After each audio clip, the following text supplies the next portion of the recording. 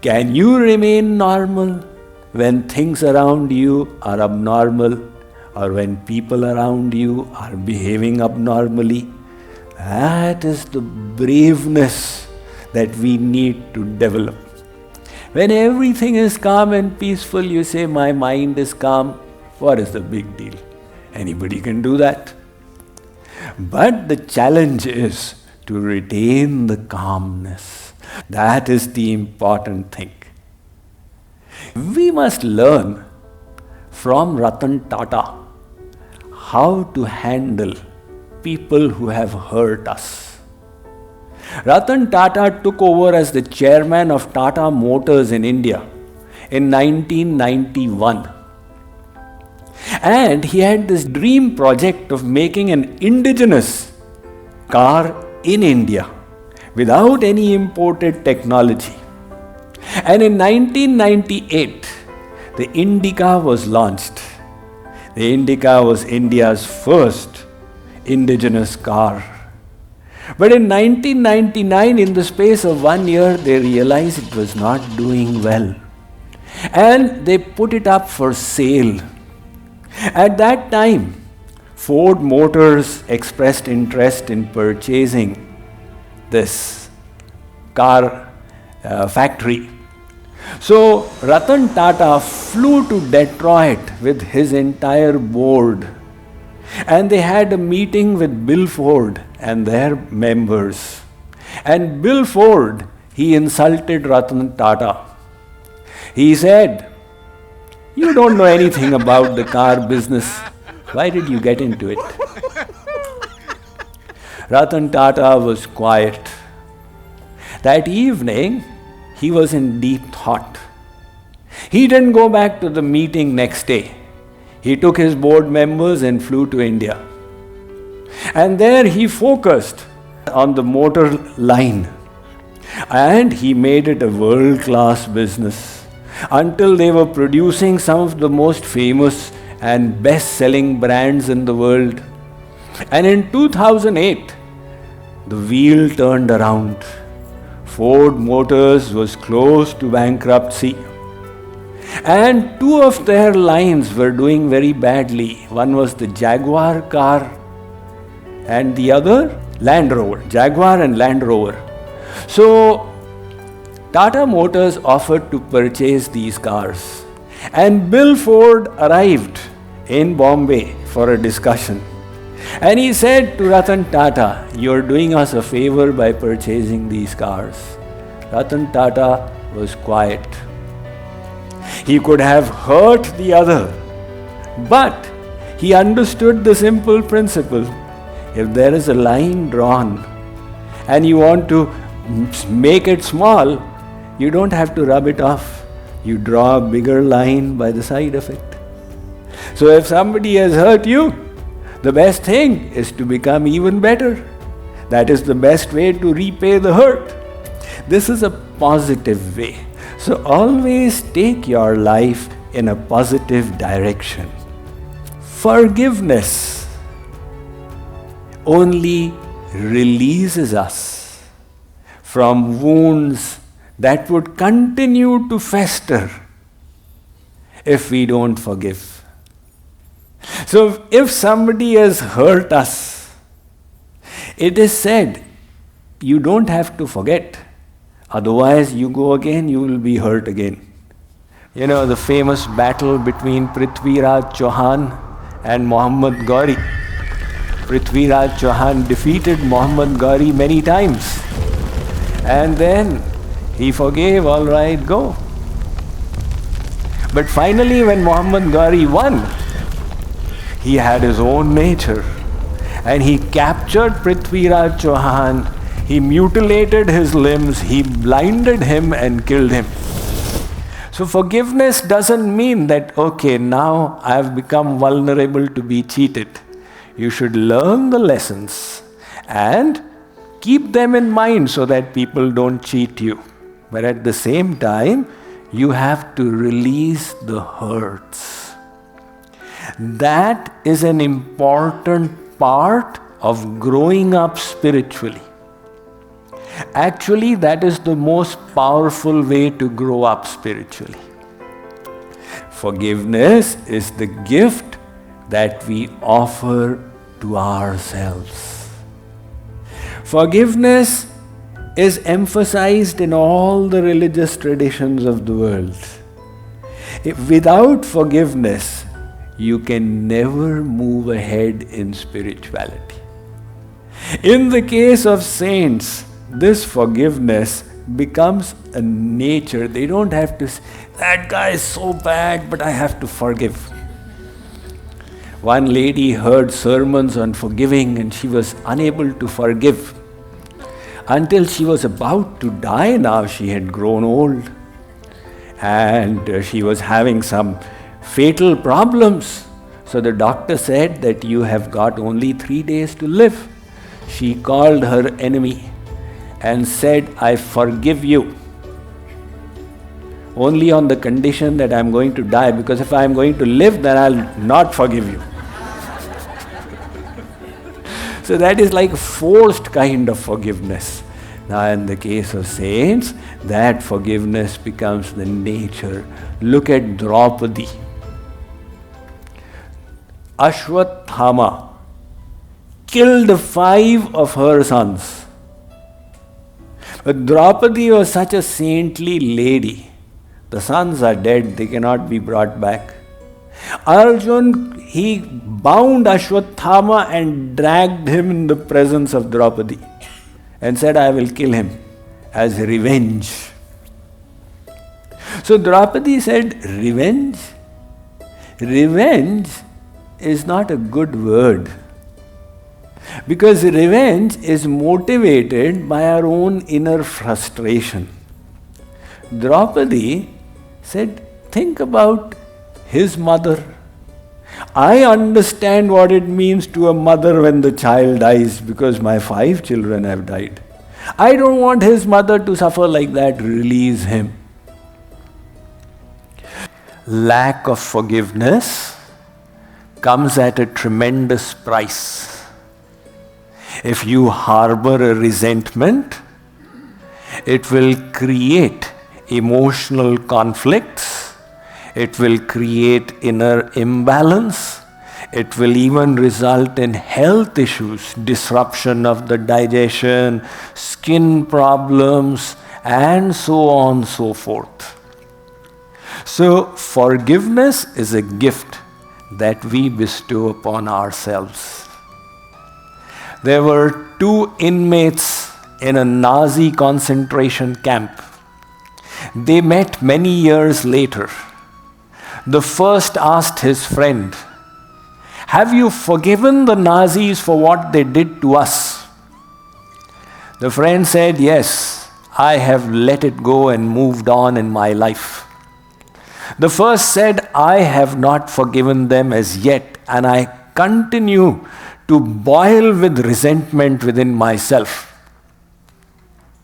The second friend said, in that case, they still have you in jail. Somebody did bad to us and moved ahead. We are keeping the resentment and continuing to suffer from it.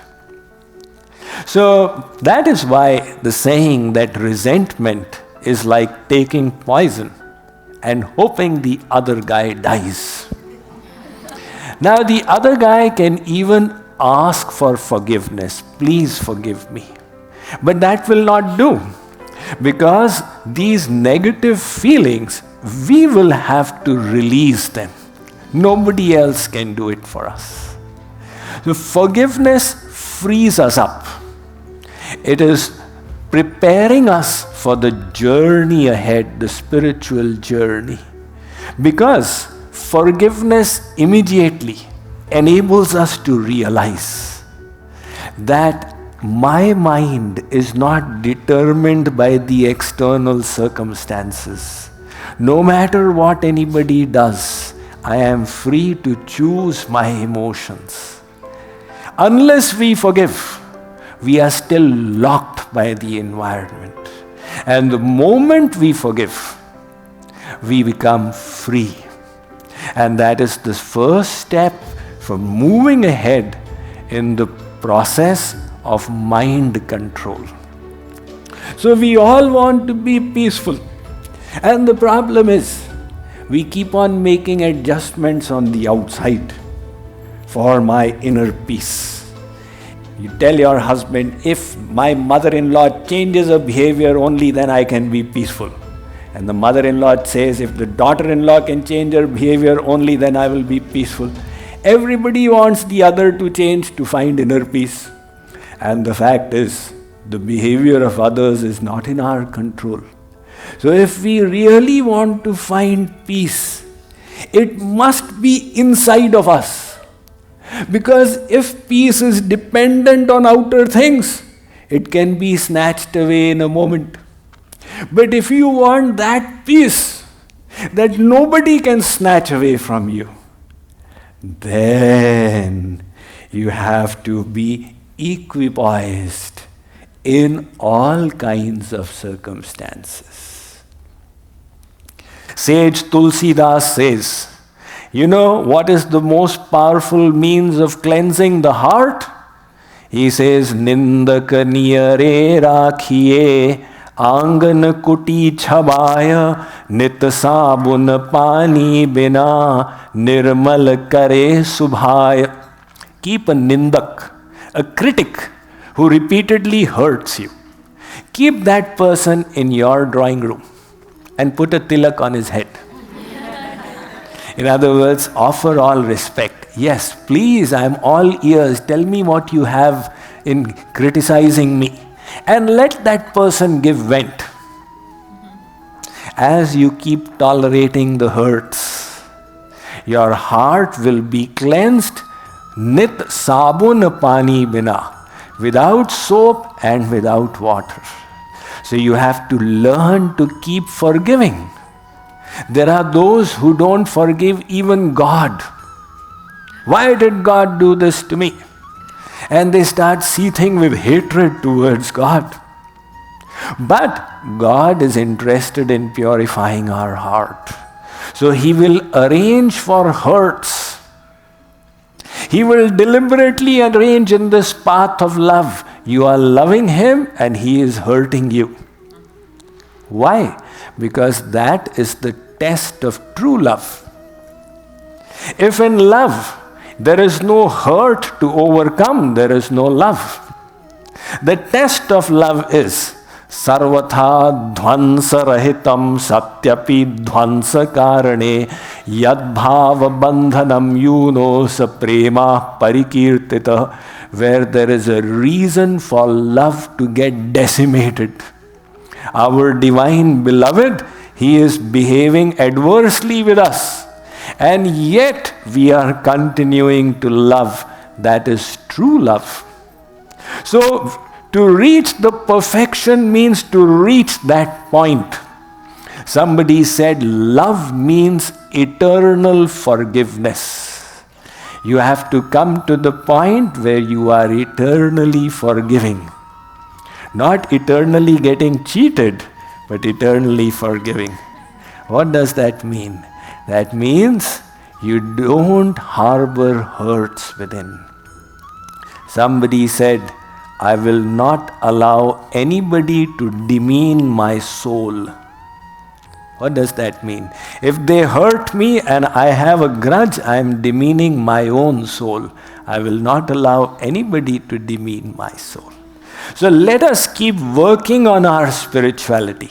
Let us move on until we can reach that platform where forgiving becomes a second nature, because it is unproductive to keep resentments. So why keep a thought that is going to hurt us? We should come to the point where forgiving becomes a natural process, and then we will be free.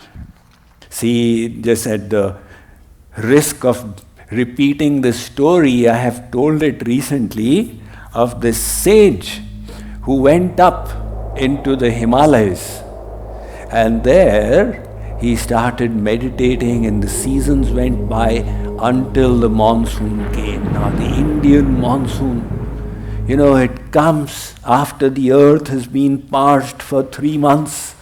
And the insects made merry, the frogs were croaking. And this monk sitting in his hut was getting disturbed in his meditation. And he said to himself, don't these creatures know that a monk is meditating inside?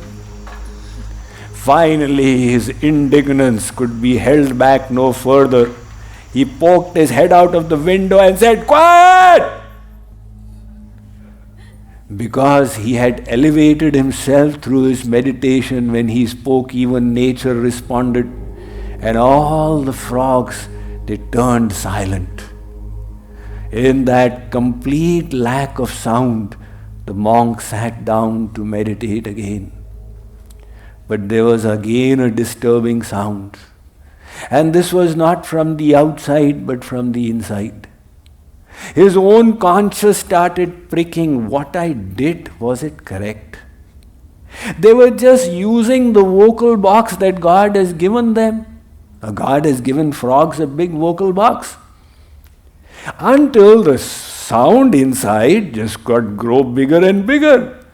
So he now was obliged. He poked his head out of the window of the hut again and said, begin! All the creatures started making merry, tar tar, pit pit, gaw gaw gaw. So he sat down back to meditate. But this time he was completely peaceful. He had learned to make peace with the outside environment.